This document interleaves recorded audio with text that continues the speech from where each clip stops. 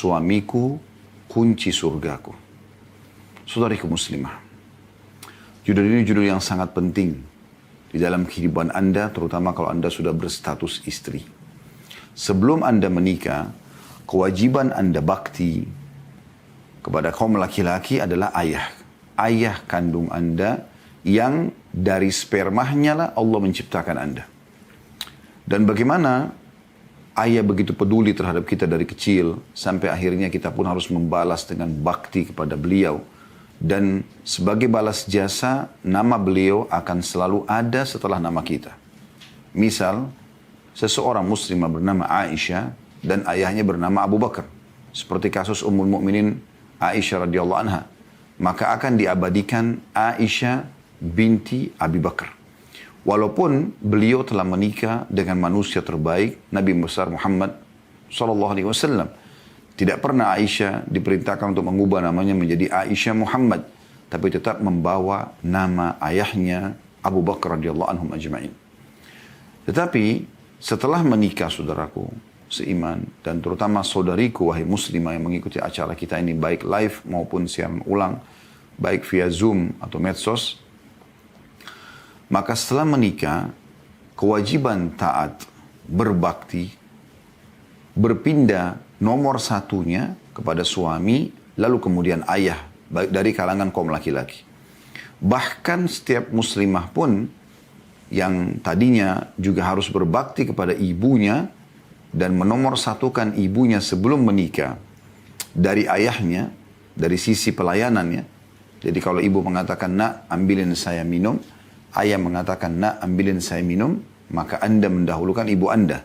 Sesuai dengan hadis Nabi SAW pada saat seorang sahabat bertanya, ya Rasulullah, man ahak bisuhbati, siapa orang yang paling layak aku layani, dahulukan. Maka kata Nabi SAW, ibumu sampai 3 kali. Lalu kemudian yang keempat Nabi SAW mengatakan ayahmu. Ya. Tetapi penisbatan nama, izin keluar rumah, ya, izin menikah harus melalui ayah. Jadi masing-masing punya hak. Tetapi subhanallah, Anda bisa renungi bagaimana kedudukan seorang suami setelah Anda menikah dan menerima lamaran serta kalimat akad suami Anda, maka semua itu, ketaatan, bakti, hormat, santun, ya, ramah pada kedua orang tua, pindah menjadi nomor 2 dan suami dan nomor pertama.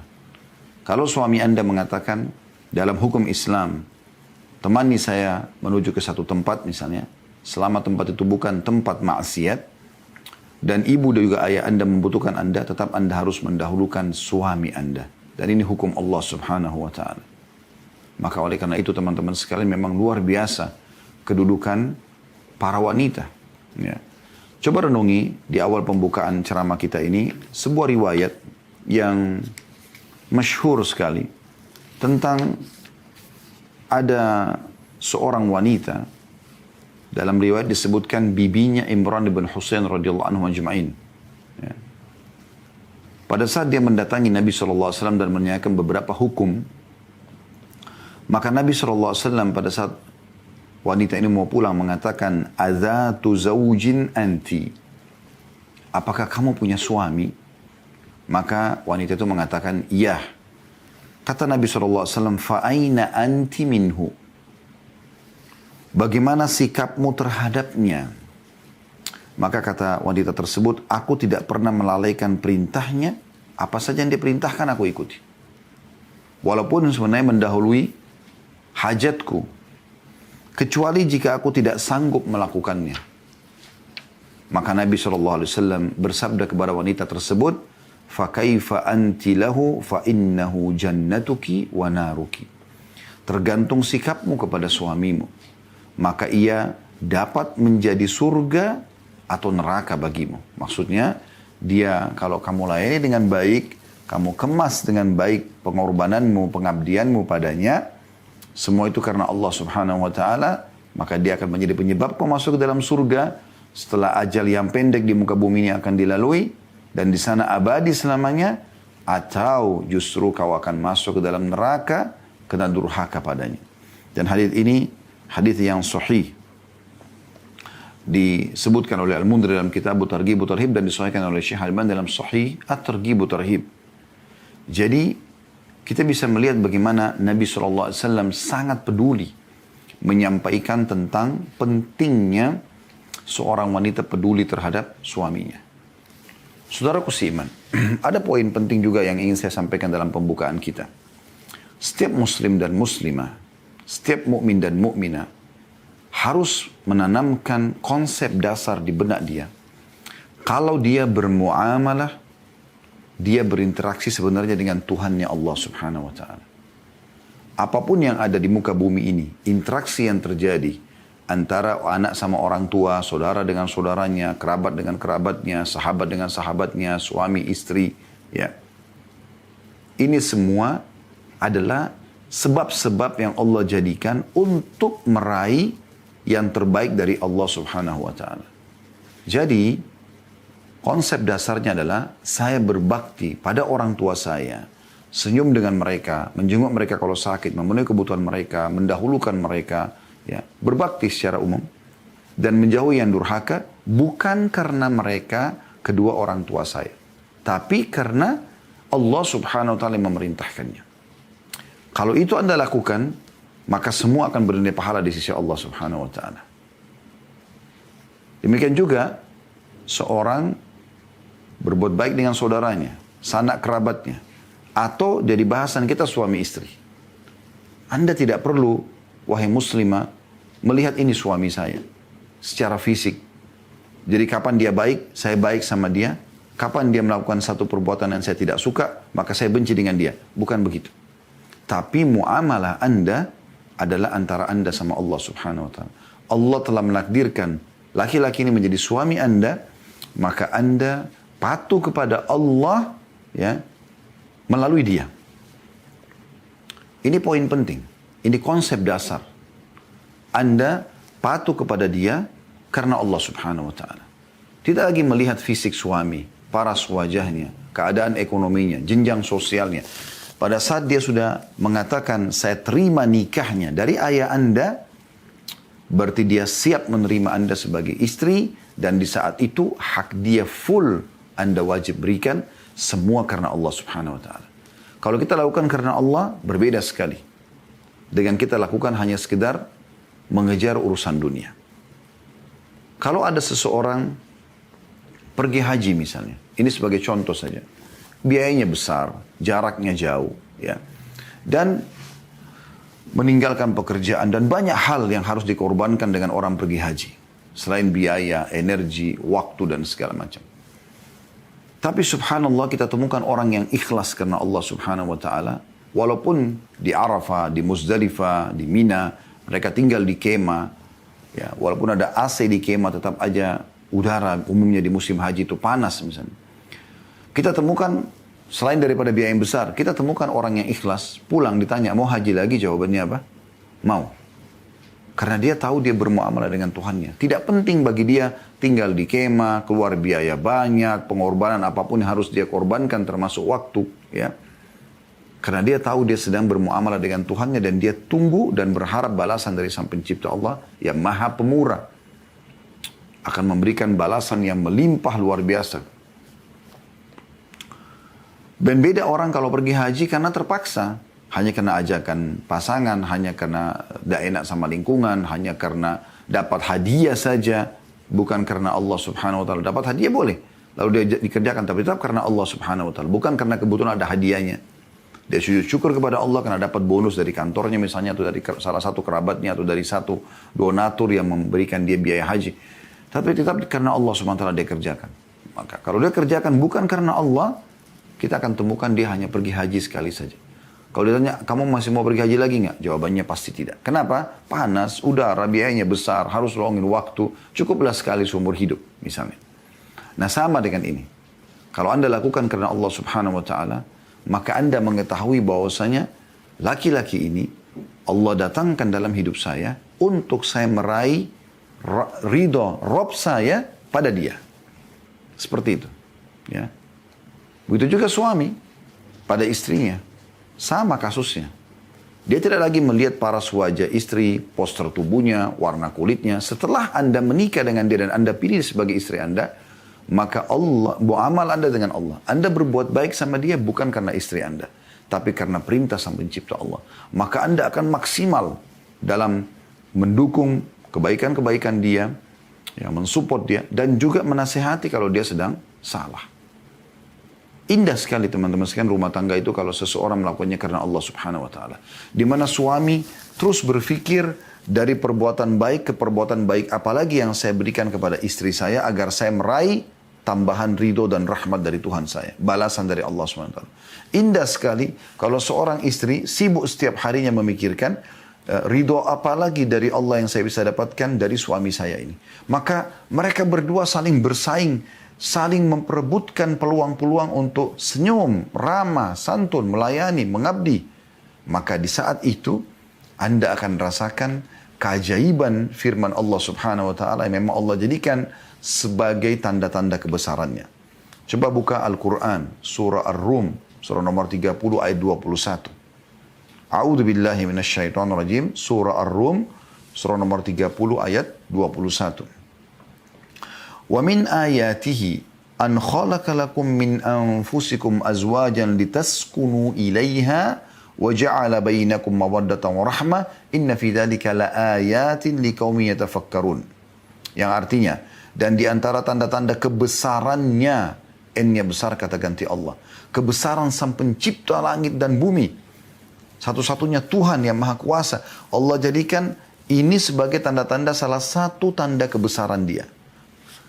Beriman tentang keberadaannya, ya, bisa dirasakan rahmatnya bagi orang yang menjalankan dengan baik, dan bisa dirasakan hukumannya bagi orang yang merusak. Di mana itu? Ialah, kata Allah, dia menciptakan pasangan-pasangan untukmu dari jenismu sendiri. Pernikahan menjadi suami istri. Dan agar kamu cenderung dan merasa tentram kepadanya. Ini kan targetnya. Mawaddah warahmah. Cenderung dan tentram, bahagia, ya. Dan dia menjadikan di antaramu rasa kasih dan sayang. Kalau sudah ada kecenderungan dan rasa tentram, muncul rasa kasih dan sayang. Sungguh pada demikian itu benar-benar terdapat tanda-tanda kebesaran Allah bagi kaum yang mau berfikir. Anda bisa bayangkan bagaimana Allah Subhanahu wa taala menjadikan rumah tangga itu, kehidupan suami istri sebagai tanda-tanda kebesarannya. Dan Allah perintahkan kita agar cenderung dan merasa tentram. Baik, kita coba rincikan. Bagaimana caranya supaya saya cenderung? Agama sudah ajarkan. Pilihlah pasangan hidupmu atau lihatlah sesuatu dari pasangan hidupmu yang membuatmu tertarik. Kita boleh melihat dan memilih paras wajah yang kita suka. Ya, postur tubuh yang kita suka dari awal, secara fisik. Memang kita dianjurkan memilih itu. Nabi SAW menyuruh kita melihat. Maka ada istilah nazar syar'i, melihat secara syar'i. Seorang laki-laki datang ke rumah seorang calon mempelai wanita dan ditemani oleh mahramnya atau ayah walinya atau saudaranya. Kemudian dia boleh duduk ngobrol. Melihat, yang boleh dilihat adalah wajah dan telapak tangan. Wajah adalah simbol setengah badan dan telapak tangan simbol juga terhadap setengah tubuh yang tersisa. Jadi orang sudah bisa melihat, oh paras wajah. Karena kita selalu interaksi melihat wajah, gitu kan. Begitu juga dengan postur tubuhnya, gitu kan. Gemuk kurusnya dilihat dari telapak tangannya kan. Orang bisa tahu, oh iya, seperti inilah. Kalau dia sudah rasa cocok, selebihnya dia tinggal istikharah kepada Allah Subhanahu wa taala, minta petunjuk, lalu kemudian dia melangkah. Dan tidak ada istilah pacaran sebelum menikah. Tapi pacaran setelah menikah iya. Ya, karena pacaran sebelum menikah hukumnya haram sama dengan zina. Tapi pacaran setelah menikah adalah hal yang dianjurkan, ya. Bahkan kata Nabi SAW, di kemaluan kalian ada sedekah yang besar, ada pahala yang melimpah. Maka para sahabat heran mengatakan, ya Rasulullah, apakah kami menggauli istri kami dapat kenikmatan, kami lagi dapat pahala? Ini luar biasa ini. Kenikmatannya sudah cukup, lagi dapat pahala. Kata Nabi SAW, bagaimana kalau kalian letakkan pada yang haram, berzina? Dapat dosa enggak? Maka para sahabat terdiam. Sudah tahu jawabannya, tentu saja dosa. Maka kata Nabi SAW, demikianlah kalau diletakkan pada yang haram. Demikian kalau diletakkan pada yang halal. Maksudnya kalau letakkan pada yang halal suami istri maka berpahala. Seperti besarnya kadar dosa orang kalau zina, maka berhubungan biologis yang halal pahalanya sebesar dosa zina itu tapi pahala. Itu kan luar biasa gitu. Ya. Nah, supaya cenderung teman-teman kita melihat, kita memilih dari keluarga yang baik, jadi kita ada kecenderungan. Kemudian ada perasaan tentram, muncul pasti. Kalau kita sudah cenderung, kita tentram. Ya. Melihat fisiknya cukup, cocok buat kita. Kemudian kita boleh juga bertanya tentang visi misinya. Si laki-laki pada saat nadar syar'i menanyakan tentang visi misi kalau jadi istri nanti seperti apa. Ya, bagaimana melayani suami, bagaimana kalau suami lagi kurang mood, lagi sakit, bagaimana visi misi tentang kalau punya anak dan seterusnya. Gitu kan? Kemudian juga si istri boleh menanyakan, calon istri menanyakan bagaimana visi misinya si suami. Mendengarkan suaranya, mendengarkan bagaimana visi misinya gitu kan. Bagaimana kalau istri lagi kurang mood, bagaimana kalau istri lagi sakit, bagaimana kalau istri lagi butuh, bagaimana kalau ada anak-anak, bagaimana perhatian dia terhadap anak-anak, dia pengen anak berapa orang dan seterusnya. Ini semua ditanyakan. Kalau sudah ada, tentu cenderung dan ketentraman akan ada. Kan begitu. Setelah itu menikah, maka Allah mengatakan, dan dia menjadikan setelah kalian menikah ada rasa kasih dan sayang. Ya. Ini akan muncul kalau seseorang, tadi saya bilang, konsep dasarnya lakukan karena Allah, bukan karena yang lainnya.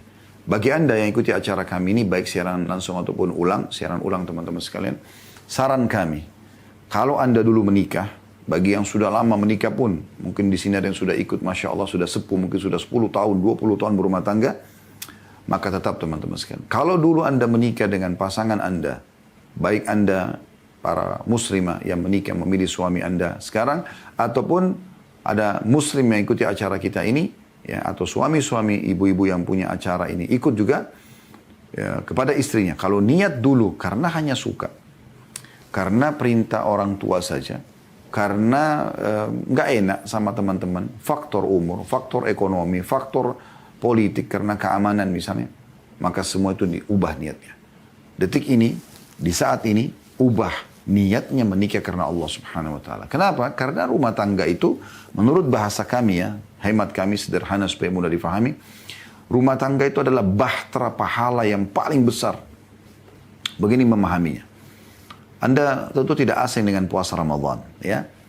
Dari mulai sahur, kalau Anda sudah niat puasa, ya, sampai menjelang buka puasa, sepanjang waktu itu, tergantung ada yang 12 jam, ada yang 11 jam, ada yang 15 jam, tergantung cuaca dan wilayah masing-masing. Tapi selama waktu itu, kurang lebih setengah hari, ya, dari 24 jam itu, Anda berada di bahtera pahala puasa. Jadi misalnya Anda jam 11 siang lagi duduk, ngobrol sama kerabat, ada yang bertamu. Anda tetap ada di atas pahala puasa. Anda lagi tidur di siang hari Ramadan, istirahat, Anda tetap berada di bahtera pahala puasa. Karena Anda sedang menjalani puasa. Jadi detik-detik Anda semuanya berpahala. Ini rasionalnya. Nah, dalam rumah tangga dari mulai akad nikah sampai Anda meninggal nanti, semuanya detik-detik pahala. Selama diniatkan karena Allah Subhanahu wa Ta'ala. Ini yang paling penting. Ya. Makanya dalam sebuah hadis kata Nabi SAW riwayat Abu Daud, Inna Allah la yakbalu amalan illa ma kana khalisan liwajhi. Allah tidak pernah menerima amalan, dan dicatat pahala, kecuali yang ikhlas karenanya. Karena Allah Subhanahu wa Ta'ala. Ini poin penting. Dan rasa kasih dan sayang ini akan Allah berikan kepada orang-orang yang menikah karenanya. Jadi kalau Anda mengatakan, Ustaz, saya sudah 5 tahun menikah, 10 tahun menikah, saya nggak rasakan rasa kasih dan sayang itu, yang ada selalu ribut, perbaiki niat Anda. Kalau Anda niat karena Allah SWT tidak mungkin. Allah sudah janjikan di sini. Dan Allah jadikan sebagai tanda-tanda kebesarannya. Gak mungkin tidak. Ya. Ini poin penting yang harus digarisbawahi dari tadabbur ayat surah Ar-Rum. Surah nomor 30 ayat 21 tadi. Baik. Kalau Anda bertanya kepada saya ingin sekali menjadi seorang istri yang soleha, yang memang mendapatkan apa yang dijanjikan Allah SWT kepada setiap istri. Kepada setiap istri. Maka ada kriteria. Ya, kriteria. Kriteria yang pertama, teman-teman sekalian, mukminah, taat terhadap Tuhannya. Ini kriteria wanita salihah yang pertama. Istri salihah yang pertama. Memang dia taat beragama. Ya. Makanya Allah SWT menyebutkan dalam surah Al-Baqarah, surah nomor 2 ayat 221, A'udzu billahi minasyaitonir rajim, wala amatun mu'minatun khairum min musyrikatin walau a'jabatkum. Dan hamba sahaya perempuan yang beriman lebih baik daripada perempuan musyrikah meskipun dia menarik hatimu. Maksudnya, kalau dia mukminah, walaupun tidak seberapa cantik misalnya, tidak seberapa sempurna fisiknya, tapi mukminah jauh lebih baik daripada wanita yang kafir, ya, walaupun cantik. Jadi memang berarti beriman ini adalah sebuah bukti. Dan kata Nabi SAW dalam hadis yang masyhur, tunkahul mar'atu li arba'ah. Umumnya wanita dinikahi karena 4 perkara. 5 liha karena kekayaannya. Ada laki-laki melamar wanita karena dianggap perempuan ini kaya. Wali hasabiha karena jalur keturunannya atau garis keturunannya. Wali jamaliha karena kecantikannya. Wali diniha dan karena agamanya. Lalu apa wasiat Nabi SAW dari 4 poin ini? Fadfar bidatid din taribat yadak. Pilih yang beragama, hidupmu akan bahagia. Hidupmu akan bahagia. Atau makna lainnya, kau akan beruntung. Ya. Kalau ada wanita mukminah yang Masya Allah, Allah juga berikan dia kecantikan, Allah berikan juga dia kekayaan, Allah berikan jalur nasab yang baik, itu luar biasa kalau dari Allah SWT. Tapi kalau Anda tidak temukan, kecuali memang pilihannya, ya, maka agama Anda dahulukan. Itu adalah kebahagiaan. Berarti memang taat beragama ini adalah poin terpenting dalam kriteria wanita mukminah. Jadi Anda sebagai laki-laki, pilih wanita yang mukminah. Ya. Dan Anda sebagai wanita yang sudah jadi istri, jadilah wanita mukminah yang patuh kepada Allah SWT. Sederhananya begini, wanita mukminah, mukmin itu artinya menjalankan semua perintah Allah yang wajib dan sunnah, ya, semampunya dia kerjakan dan menikmati yang halal, serta meninggalkan semua yang Allah larang, baik haram ataupun makruh. Mukminah hidupnya dari ketaatan kepada ketaatan, dari menolak keburukan atau dosa kepada penolakan dosa yang lainnya. Kemudian yang kedua, penuh kasih sayang.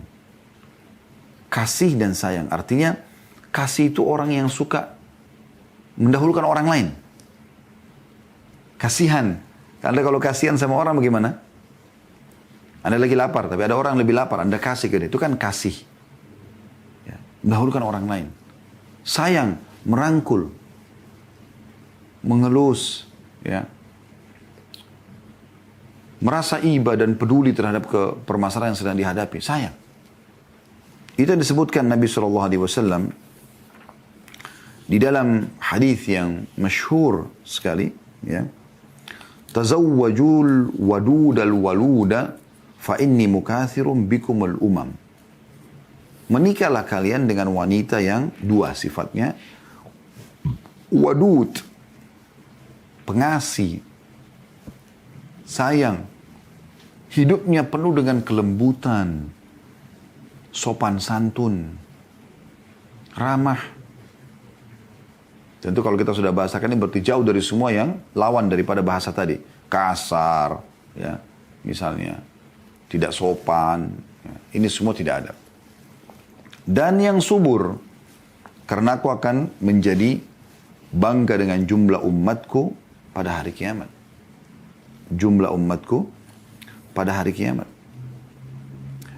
Kemudian yang ketiga, setia dan terpercaya. Kalau Anda sudah berstatus istri, ya, maka tidak ada poliandri dalam Islam. Nggak ada perempuan bisa punya 2 suami, nggak ada. 1 suami saja. Artinya, Anda fokus maksimalkan pada 1 laki-laki ini. Cuma 1 orang ini. Anda sibuk berbakti dengan dia. Bahkan dia di atas orang tua Anda sebagaimana saya bahasakan tadi. Dan prinsip sebagian wanita kadang-kadang mengatakan yang penting anak. Suami nomor 2 itu salah. Yang penting suami. Anda wajib bakti sama suami, anak-anak bakti kepada Anda. Ya. Dan tidak ada laki-laki lain yang Anda disuruh berbakti lebih daripada suami. Itu saking besarnya haknya. Dalam sebuah athar disebutkan, sehingga saya disebutkan oleh Abdul Razak dalam musannafnya, bahwasanya Aisyah berkata radhiyallahu anha, wahai para muslimah, wahai para mukminah, perhatikanlah, atau kalau seandainya kalian mengetahui besarnya hak suami kalian terhadap kalian, maka niscaya seseorang antara kalian akan mengambil debu telapak kaki suaminya dan dia letakkan di pipinya. Bukan karena suami, tapi karena Allah subhanahu wa ta'ala. Allah menjadikan Anda membuat suami Anda senyum, suami Anda puas, ya, merasa kehilangan pada saat Anda lagi tidak ada di rumah atau keluar sebentar dia sudah rindu. Apalagi kalau Anda meninggal dia merasa kehilangan luar biasa, ya. Dia ridho. Maka itulah wanita ahli surga. Nabi SAW merangkumkan dalam sebuah hadis yang diriwayatkan oleh An-Nasai, Ahmad dengan sanad sahih, keduanya meriwayatkan dengan sanad yang sahih, yang berbunyi allati tasurruhu idza nadhara wa tuti'uhu idza amara wa la tukhalifuhu fi nafsiha wa maliha. Wanita ahli surga adalah wanita, ya, yang menyenangkan suaminya ketika ia melihatnya. Dandan, rapi, bersih. Ibu kalau biasa pakai daster di rumah dulu waktu masih gadis, sekarang nikah sama suami. Apa yang suami suka, pakaian pakai. Biar Anda tidak biasa dulu waktu masih gadis pakai baju seksi, sekarang Anda pakai baju seksi. Apa yang dia suka? Warna yang dia suka. Model yang dia suka. Suami Anda. Bahkan Anda tidak berbusana, mohon maaf juga tidak ada masalah depan dia. Dan itu tidak boleh Anda lakukan sama ayah Anda yang merupakan Anda lahir dari sperma dia. Kalau Anda sudah mulai balik pun sudah tidak boleh ayah Anda melihat aurat Anda kan. Nah, ini suami boleh. Kedudukannya luar biasa gitu dalam Islam.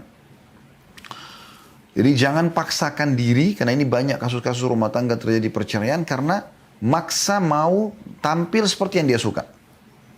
Saya pernah melihat ada satu kasus yang subhanallah, sekarang orang yang sudah bercerai bahkan. Waktu saya duduk sama suaminya, saya tanya, kenapa mau bercerai? Apa nggak bisa dibicarakan lagi? Banyak masalah sebenarnya, tapi yang dia sebutkan yang pertama sekali, dan ini subhanallah berarti menunjukkan itu masalah penting bagi dia. Dia mengatakan, saya sangat suka dengan wanita yang rambut panjang. Tapi istri saya setiap kali saya nasihatin tidak mau dengar. Selalu saja dia mau rambut pendek. Sedikit panjang sedikit dipotong. Sementara saya terganggu dengan itu. Setelah sekian belas tahun menikah cerai. Salah satu sebabnya gara-gara itu. Artinya apa? Lakukan apa yang tampillah seperti yang suami Anda suka, bukan yang Anda suka gitu. Ya. Kemudian yang kedua, dia mentaati suaminya ketika memerintahkan sesuatu padanya. Ini bukan penghinaan, tapi Allah yang suruh begitu. Sebagaimana juga kita disuruh sebelum menikah bakti sama atau patuh pada orang tua kita, kan gitu. Nah, ini suami yang disuruh, taati dia. Selama dia tidak menyuruh kepada kemaksiatan. Kalau dia suruh pada kemaksiatan jangan dipatuhi. Karena kata Nabi SAW, la ta'ata illa fi ma'ruf. Gak ada ketaatan kecuali pada hal yang dibolehkan dalam agama. Dalam hadis lain, la ta'ata li makhlukin fi ma'asiyati khalik. Tidak ada ketaatan pada makhluk yang berbau maksiat kepada sang pencipta. Kemudian yang ketiga adalah tidak mengkhianati. Wala tukhalifu fi nafsiha wa maliha. Tidak mengkhianati suami dalam dirinya maupun hartanya. Dalam arti kata bagaimana dia, ya, yang suaminya titipkan rumah, ibu perlu garis bawah ya, rumah yang suami titipkan, harta yang dititipkan, semua benda ada di rumah itu harta kan gitu. Atau mungkin ada uang simpanan, ada emas simpanan di rumah atau emas batangan atau apa saja misalnya. Maka setiap jengkalnya itu tanggung jawab Anda. Jangan dianggap remeh. Ya. Allah SWT akan tanya rumah Anda itu. Sebagaimana juga anak-anak suami. Selalu didik mereka karena Allah SWT. Jadikan mereka sebagai amal saleh, dan itu karena Allah perintahkan untuk mempertanggungjawabkan anak suami. Sebagaimana dalam hadis yang sahih, ya, riwayat Bukhari Muslim, kata Nabi SAW, kalian semua pemimpin yang akan diminta pertanggungjawaban hari kiamat. Lalu pada saat menyebutkan istri, kata Nabi SAW, dan istri pemimpin, ya, terhadap harta dan anak suaminya. Dan dia akan diminta pertanggungjawaban pada hari kiamat. Jadi dia tidak boleh, ya, membengkalikan masalah. Berapa banyak istri yang tidak mau tahu sendok hilang kemana, gelas pecah kenapa, piring pecah kemana. Padahal sebenarnya Allah akan tanya, itu kan harta. Walaupun itu sederhana. Kenapa Anda nggak merasa itu tanggung jawab Anda depan Allah SWT hari kiamat? Anda minta keridhaannya, maaf tadi ada tidak sengaja gelas pecah, sendok ada yang hilang, mohon maafkan, saya sudah coba cari tidak ada. Minta keridhaannya, kalau tidak akan ada hisapnya. Itu juga dengan pendidikan anak, jangan sibuk lepaskan mereka dengan pembantu rumah tangga, lalu berharap mereka menjadi seorang yang baik, itu nggak mungkin. Ya. Level pendidikan kita sudah tahu sama-sama PRT tentu tidak mungkin sarjana. Kecuali 1-2 orang mungkin, tapi yang lainnya umumnya tidak. Mereka juga pendidikannya rendah. Lalu kita berharap anak-anak kita bisa menjadi soleh dan soleh di tangan para PRT, tidak. Tentu saya tidak. Mereka hanya bisa membantu kita. Meringankan beban ibu di rumah, ya. Anda sebagai ibu ataupun sebagai istri, bantu masak, bantu cuci piring, bantu segala macam, bantu. Tapi Anda tetap harus menjadi seseorang yang memotori kegiatan itu di rumah. Baik teman-teman sekalian, kita melanjutkan bahasan kita tentang suamiku adalah kunci surgaku. Dan kita akan masuk sekarang ke pertanyaan apa tugas muslimah. Kalau tadi kan kita jelaskan kriteria wanita salihah. Apa tugasku sebagai istri agar aku bisa mendapatkan hati suamiku, cintanya, kasih sayangnya. Sekaligus aku dapatkan pahala yang besar dan membuatku masuk ke dalam surga. Maka jawabannya teman-teman sekalian di beberapa poin ini. Yang pertama, letakkan posisi suami sebagai pemimpin. Ini hak dia yang pertama. Dia pemimpin Anda. Pemimpin artinya dia yang menentukan keputusan. Dan memang sudah menjadi sunnatullah, peraturan Allah subhanahu wa ta'ala di alam semesta ini, cuma boleh satu pemimpin. Tuhan itu hanya satu. Allah SWT mengatakan tentang kalau ada Tuhan lain ya, A'udzu billahi minasyaitonir rajim, law kana fihi ma'aliyatun innallaha la fasadata. Kalau seandainya ada Tuhan selain Allah, maka akan rusak alam semesta ini. Dalam firman yang lain Allah SWT mengatakan la dhahaba kullu ilahin bima khalaq wa la ala ba'dhum ala ba'd. Maka setiap Tuhan akan membawa ciptaan-ciptaannya dan akan ya berperang satu sama yang lain. Makanya konsepnya la ilaha illallah. Cuma satu pencipta. Cuma satu raja.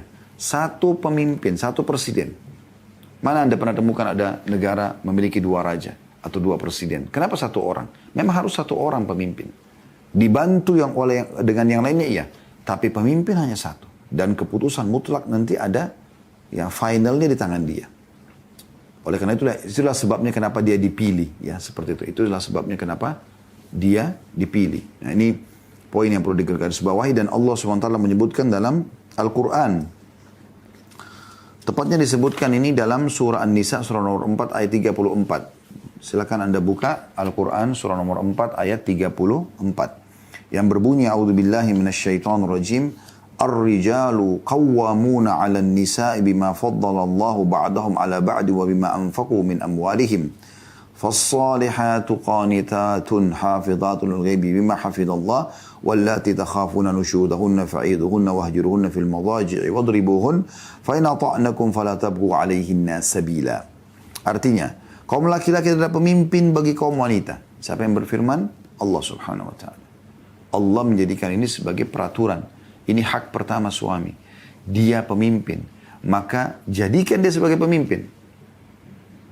Kalau Anda mengatakan, bisa lebih jelas nggak Ustaz? Bisa.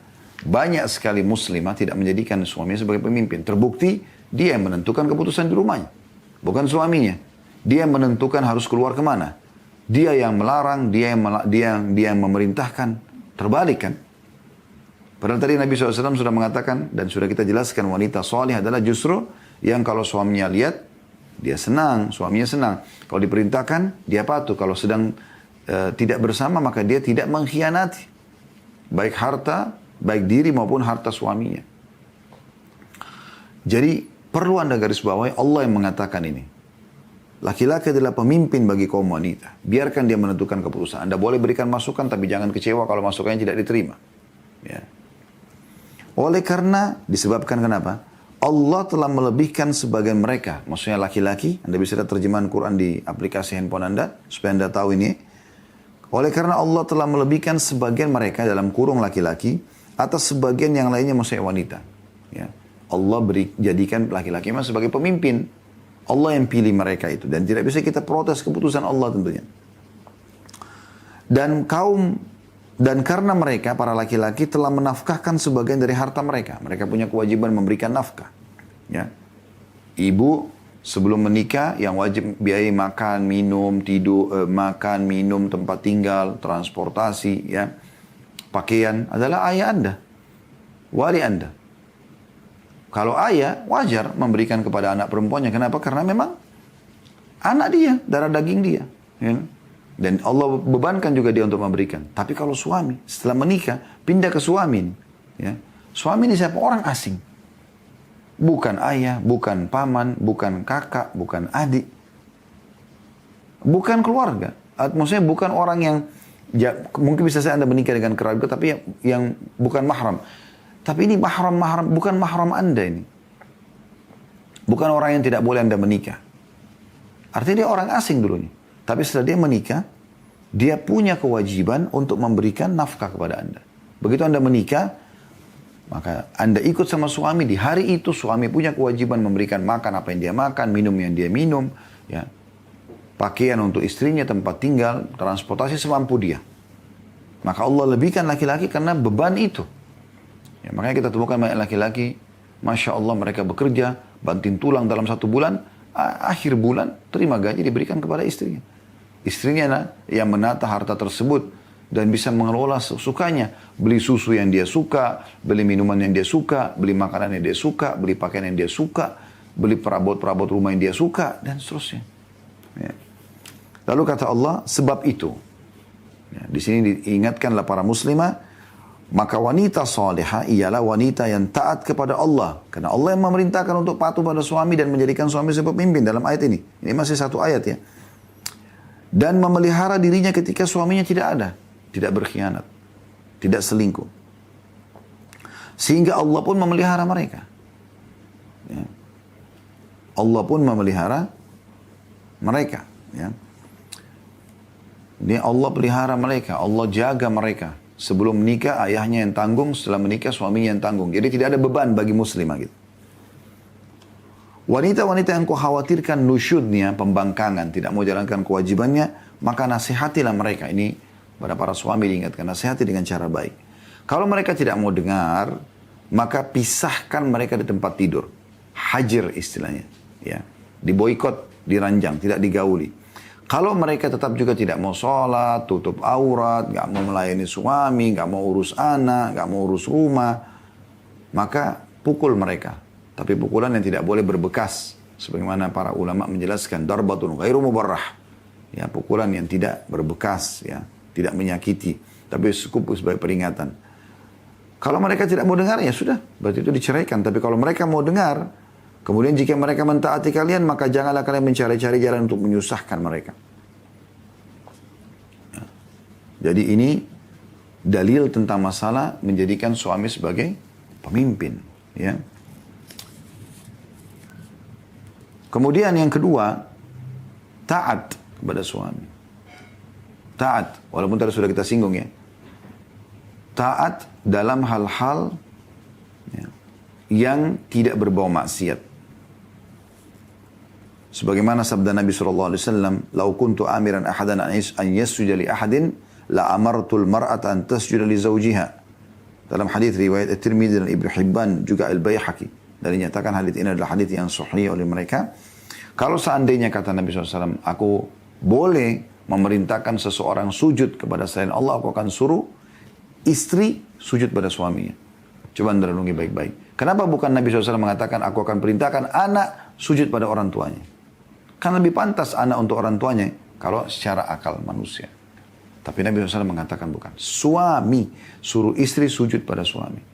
Bayangkan, sujud itu adalah perbuatan yang paling ya menghinakan diri. Makanya kita berikan kepada Allah SWT. Kita letakkan kepala kita, dahi kita di tanah.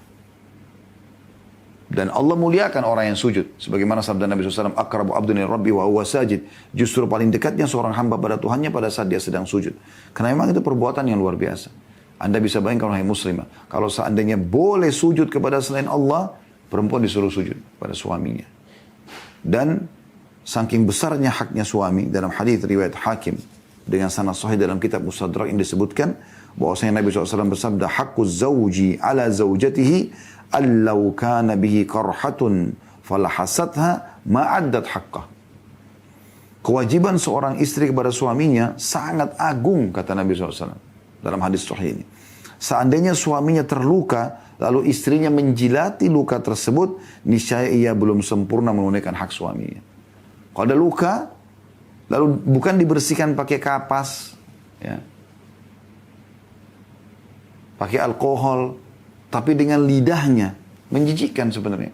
Tapi kalau dia lakukan itu pun, maka belum bisa memberikan hak suaminya. Artinya ambil contoh, kalau ini saja belum bisa, bagaimana dengan yang lainnya? Dan Nabi SAW mengatakan dalam hadis yang mulia, saya berharap selalu kami kalau bahas hadis ini mengingatkan semua muslimah. Dan semoga istri kami, anak-anak kami, ya, ibu kami, saudara-saudari kami, semuanya yang terdekat kepada kami mendahulukan atau terdahulukan untuk mengamalkan hadis ini. Kemudian tentu para muslimah yang mengikuti acara kami ini, baik live ataupun siaran ulang. Perhatikan wahai muslimah, hadis yang sangat mulia. Ini resepmu menuju ke surga. Apa kata Nabi SAW? 3 hal diingatkan. Idza sallatil mar'atu khamsaha. Kalau seandainya istri itu sholat fardu 5 waktu. Nggak disebutin sholat sunnah. Qabliyah, ba'diyah, duha, sholat malam, udu, taubat, tahiyat masjid. Nggak disebutin ini semua. Nabi cuma patok sholat 5 waktu. Subuh, duhur, asar, maghrib, isya. Bayangkan. Nanti kalau anda kerjakan sholat sunnah itu sudah tambahan lagi. Ekstra luar biasa. Ini saja. Pesan pertama Nabi. Kalau istri jaga sholat 5 waktu. Azan, sholat. Wasamat syahraha. Yang kedua, menjaga puasa Ramadannya. Nggak disebutin puasa Senin Kamis, Ayyamul Bid, puasa Tasu'a, Ashura, puasa 9 dan 10 Muharram, puasa Arafah, 9 Zulhijjah. Nggak ada penyebutan sunnah. Puasa wajib saja. Fokus ini. Dan yang ketiga, wahafidhat farjaha. Maaf, ada 4 di sini, bukan 3, ada 4. Yang ketiga, dan menjaga kemaluannya. Tidak selingkuh, tidak zina. Fokus melayani suaminya saya, 1 orang saja. Yang keempat, wa ata'at zawjaha. Lalu dia patuh pada suaminya. Jadi 4 hal, tadi keliru saya sebutkan 3, jadi 4 hal. Jaga sholat 5 waktu, puasa Ramadan, menjaga kesucian kemaluannya, hanya suaminya yang boleh menikmatinya, nggak boleh yang lain. Selesai. Walaupun datang kepada anda laki-laki seperti bulan tampannya, nggak ada ceritanya. Suami saya yang terbaik. Dan yang terakhir, mentaati suaminya. Qila laha dkhulil jannata min ayyi abwabil jannati syi'ti. Akan dikatakan padanya pada saat dia wafat, masuklah engkau ke dalam surga dari pintu mana saja yang engkau kehendaki. Ini luar biasa. Ya. Haknya Allah sholat 5 waktu, puasa Ramadan. Haknya suami menjaga kesucian kemaluan istri dan juga mentaati suaminya. Apa yang suaminya perintahkan? Ya. Semuanya iya. Tidak ada sesuatu yang dia tolak kecuali berbau maksiat kepada Allah. Sebagaimana Allah Subhanahu wa taala menganjurkan Nabi SAW untuk menyampaikan hadisnya yang masyhur tadi sudah saya sampaikan, hadis Bukhari Muslim ya. La ta'ata fi ma'siyatillahi innama ta'atu fil ma'ruf. Tidak ada ketaatan dalam maksiat kepada Allah. Kalau suami bilang buka jilbabmu, ya temani saya ke diskotik, nggak ada kewajiban taat di situ. Ketaatan itu hanya berlaku pada sesuatu yang baik saja, kata Nabi SAW. Ya. Kemudian teman-teman sekalian, yang ketiga, tinggal di rumah. Kecuali darurat untuk keluar. Dan kalaupun keluar harus izin dengan suaminya. Apakah dia bekerja, apakah dia silaturahmi keluarga, apakah dia pergi belanja. Jangan melangkah 1 langkah dari depan pintu rumah, wahai muslimah, kecuali dengan izin suami. Allah Subhanahu wa taala menyebutkan dalam surah Al-Ahzab ayat 33. Ini surah nomor 33 ayat 33. Ya. A'udzu billahi minasyaitonir rajim wa qarna fi buyutikunna wa la tabarrujna tabarrujal jahiliyatil ula. Hendaklah kamu tetap di rumahmu dan jangan kamu berhias dan bertingkah laku seperti orang-orang jahiliyah dulu. Maksudnya, ya, ini perintah kepada istri-istri Nabi SAW. Kalau istri-istri Nabi saja diperintah begini, apalagi wanita muslimah umumnya. Nggak boleh kita keluar lagi dan segala macam yang membuat fitnah terjadi di luar. Kalau tidak perlu, jangan keluar rumah. Dalam sebuah hadis yang lain disahihkan oleh Syekh Al-Albani dalam Sahih Targhib wa Tarhib, kata Nabi SAW, dan paling dekatnya seorang muslimah pada Tuhannya pada saat dia berada di dalam rumahnya, bahkan di tempat yang terdalam dari rumahnya. Dalam hadis yang lain kata Nabi SAW, perempuan itu aurat, al-mar'atu aurah. Idza kharajat istashrafaha syaitan. Kalau dia keluar, maka syaitan memantaunya. Ya. Dan makna atau kalimat istishraf ini orang Arab menggambarkan kalau ada orang mau lihat sesuatu dari jarak jauh, yang jaraknya jauh dan dia ingin melihat dan fokus, biasa orang letakkan, kalau lagi terik matahari misalnya meletakkan ya telapak tangan di atas keningnya seperti ini, maka syaitan begitu, mengintai setiap wanita yang keluar agar terjerumus dalam pelanggaran-pelanggaran agama. Ya. Ini yang kita hati-hati sekali. Ya. Ibnu Taimiyah berkata dalam Majmu' Fatawa beliau, ya, di jilid 32 halaman 281, beliau mengatakan seorang istri tidak halal keluar rumah kecuali dengan izin suaminya. Jika ia keluar rumah tanpa izin suaminya, maka itu termasuk nusyud, pembangkangan tadi. Bermaksiat kepada Allah dan Rasulnya, serta berhak mendapat siksa. Ya. Ini bahaya sekali. Oleh karena itu harus hati-hati. Ya, wahai muslimah. Izin sama suami. Ya. Kemudian yang keempat, melayani biologi suami. Melayani biologi suami ini hak. Ya. Dan Anda jangan heran kalau suami Anda berbeda kebutuhan biologisnya dengan Anda. Ya. Berbeda tentunya. Laki-laki memiliki sperma. Sperma itu panas. Ya. Biasanya kalau tidak terlampiaskan maka bawanya kepada emosi dan segala macam. Beda dengan kaum wanita, mereka bisa lebih tenang. Ya, laki-laki beda. Oleh karena itu jangan heran kalau suami selalu kadang-kadang sering melakukan interaksi biologis bahkan berulang-ulang. Jangan Anda mengatakan kenapa kau tidak bosan segala macam. Memang sudah begitu fitrahnya. Dia nggak bisa lawan itu. Ya. Dan Anda kalau penuhi ini, Anda telah menjalankan hak yang keempat atau kewajiban Anda yang keempat yang merupakan hak suami. Dan Nabi SAW mengatakan dalam hadis riwayat Bukhari Muslim, "Idza da'a ar-rajulu imra'atahu ila firashihi fa'abat an taji'a la'anatha al-malaikat hatta tusbih." Jika seorang suami mengajak istrinya untuk melakukan hubungan intim lalu ia enggan menurutinya, maka para malaikat akan melaknatnya hingga pagi. Dalam hadis yang lain kata Nabi SAW, ya, dihasankan oleh para ulama, kalau seandainya seorang suami memanggil istrinya sementara istrinya berada di corong asap rumahnya, maksudnya di sini bahasa kiasan untuk biologis, maka sebaiknya dia datang. Dalam hadis yang lain, ya, kata Nabi SAW, ya, tidak demi zat yang jiwaku dalam genggamannya, ya, tidak ada seorang istri yang menolak panggilan suaminya pada saat dipanggil untuk berhubungan biologis, kemudian dia menolak kecuali Allah yang di langit akan murka padanya, kama qala Nabi SAW. Gitu. Ya. Dan ini sebenarnya kata kunci untuk meraih cinta suami, ya. Cinta suami, kasih sayang suami. Karena kalau biologisnya terpenuhi teman-teman sekalian, pasti dia akan ridho, dia akan lebih mudah lah ya berinteraksi dengan suami, dengan istrinya. Ya. Kalau Anda sebagai istri sudah pakai pakaian yang dia suka, menata rumah yang rapi, matanya sudah terpenuhi. Perutnya diberikan makanan yang dia suka, masakan yang ibu hidangkan di atas meja. Walaupun misalnya ibu ingin taruh variasi makanan, gitu kan, tapi ada makanan kesukaan suami, contoh misalnya tempe goreng, misalnya apa gitu ya. Anda tetap letakkan di situ, sehingga suami merasa, oh kesukaannya ada, ya. Dan Anda penuhi biologisnya, maka insya Allah kebutuhan Anda akan dipenuhi oleh suami. Dompetnya akan terbuka. Tapi kalau sudah Anda berpenampilan bukan seperti yang dia suka, makanan juga di rumah dingin, tidak enak, Anda juga bau, berantakan, tidak mau layani biologisnya, lalu Anda minta sesuatu, menghayalin. Islam sudah datang memberikan kepada Anda kata kuncinya, gitu kan? Bagaimana Anda bisa melakukan hal-hal yang baik ini? Jadi layani biologis, dan Anda setiap layani biologis, maksud dalam sabda Nabi SAW tadi yang saya bilang, di kemaluan karena ada sedekah, maka para sahabat mengatakan, ya Rasulullah, bagaimana kalau ya apakah seseorang antara kami menggauli istrinya lalu dia dapat pahala? Kata Nabi SAW, kalau dia letakkan pada haram, dapat dosa nggak? Tanda tanya, lalu kata Nabi SAW, begitu juga pada saat dia meletakkan pada yang halal.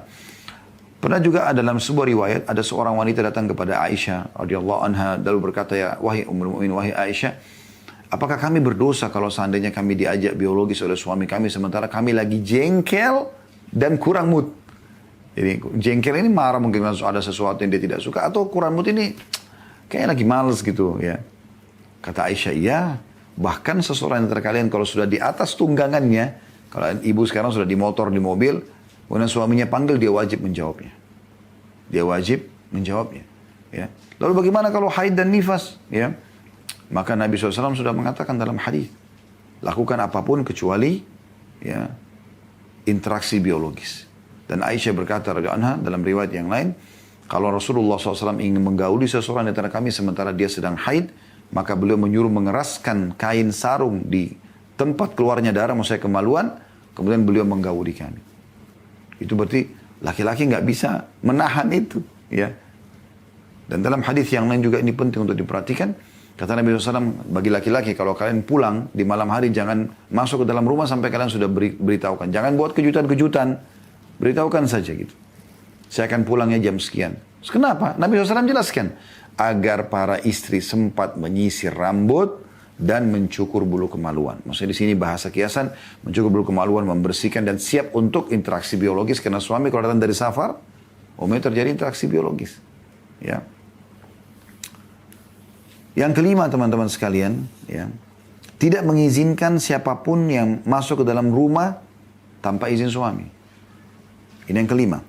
Sesuai dengan sabda Nabi SAW, وَلَا تَأْذَنِ الْمَرْأَةُ فِي بَيْتِ زَوْجَهَا وَهُوَ شَاهِدٌ إِلَّا بِإِذْنِهِ.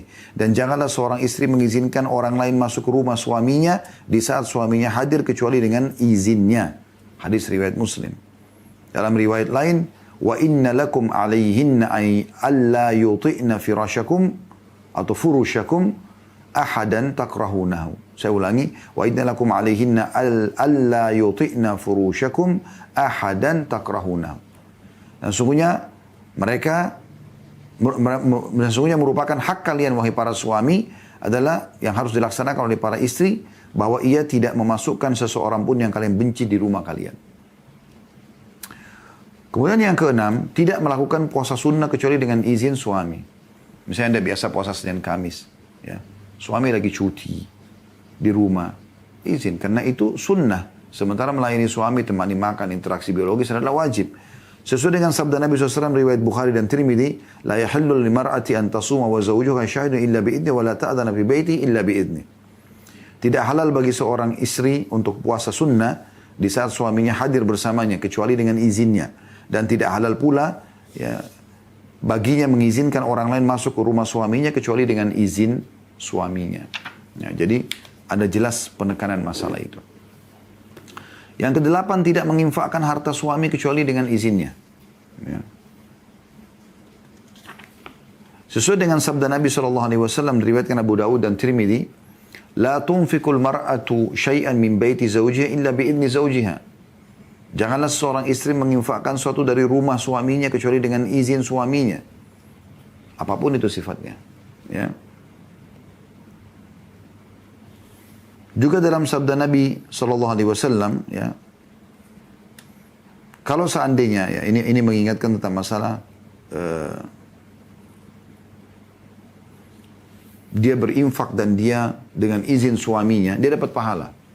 Suaminya juga dapat pahala tentunya. Tapi kalau dia keluarkan tanpa izin suaminya, maka dia berdosa gitu. Kata Nabi SAW, "Idza anfaqatil mar'atu min ta'ami baitiha ghaira mufsidah, kana laha ajruha bima anfaqat wa li zawjiha ajruhu bima kasaba.